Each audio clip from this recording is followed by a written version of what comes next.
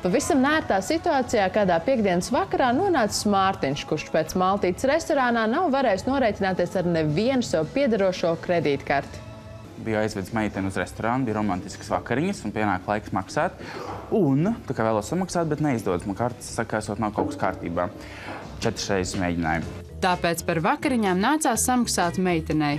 Mārtiņš, kā jau džentelmenis, meitenei apsolījis atnākot mājās naudu pārskaitīt, bet arī internetbankā piekļuva kontiem bijusi liekta. Zvanu uz banku un man saka, ka mana karte un konta esot bloķēti. Ka tiesa izpildītāja esot devusi rīkojumu, ka esot jāslēdz konti, jo man esot parāds 84 eiro par administratīvo sodu. Es ļoti pārsteigts, par ko jūs īsti tā kā... Par ko? Nu jā, tad man nācās gaidīt pirmdienu. 3 dienas bija bez naudas, jo liela plāna, kurus neizdevās izpildīt. Un šī tiesa izpildītāja saka, ka man esot 14. oktobrī sods par auto stāvēšanu. Pirmā brīdī es nesapratu, par ko ir runa, bet tad atceros, ka es tajā laikā biju iedevis draugam mašīnu, un viņš tātad bija nolicis mašīnu nepareizā vietā. Man arī atnāca ēpasts par to, ka ir sods administratīvais uzlikts. Es tam īsti nepievērsu uzmanību, jo es biju sarunājis ar paziņu, ka viņš samaksās šo sodu, un vienmēr līdz tehniskās apskates beigām, tā kā, kad jāiziet tehniskā apskata, tiek samaksāti šie sodi. Bet manu izbrīnu, ka 60 dienu laikā, kas sanāk tātad no 14. novembra līdz 13. janvārim, tātad 60 dienu laikā man jau bija bloķēts konts, bija ļoti lielā neizpratnē, kā tas tik ātri var notikt, un vai šis sods mērs, kā tiek piemērots, ir samērīgs. Vai tas nozīmē, ka turpmāk soda kvīšu apmaksu mēs vairs nevarēsim vilkt līdz tehniskās apskates iziešanas laikam?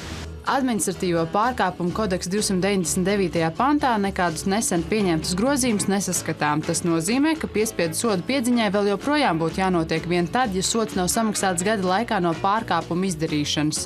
Tādēļ nav skaidrs, kāpēc Mārtiņam šis soda mērs tika piemērots priekšlaicīgi.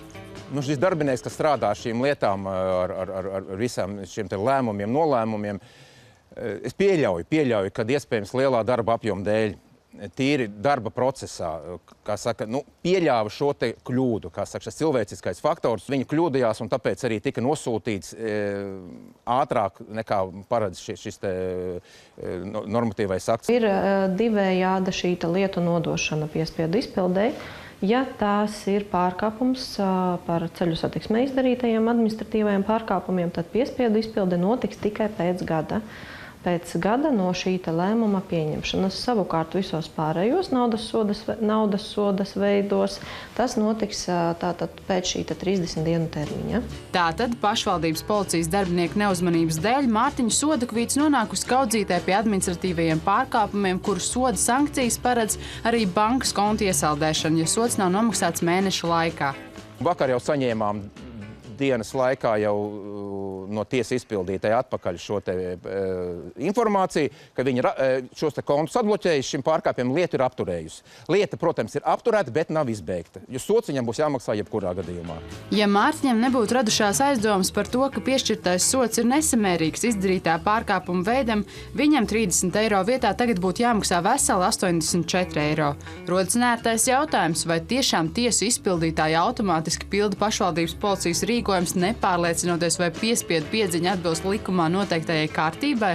Šo kļūdu var nokonstatēt tikai iestāde, kas konkrēto sodu ir piemērojusi, jo iestādē ir jāspēj izvērtēt, kurš pārkāpuma veids tas ir. Būtībā tas nozīmē, ka pašam pārkāpējam ir jāpārzina likuma burts. Citādi par izdarīto pārkāpumu var nākties vai nu krietni pārmaksāt, vai nokļūt tik nepatīkamā situācijā kā Mārtiņš, kuram tika bloķētas bankas kartes.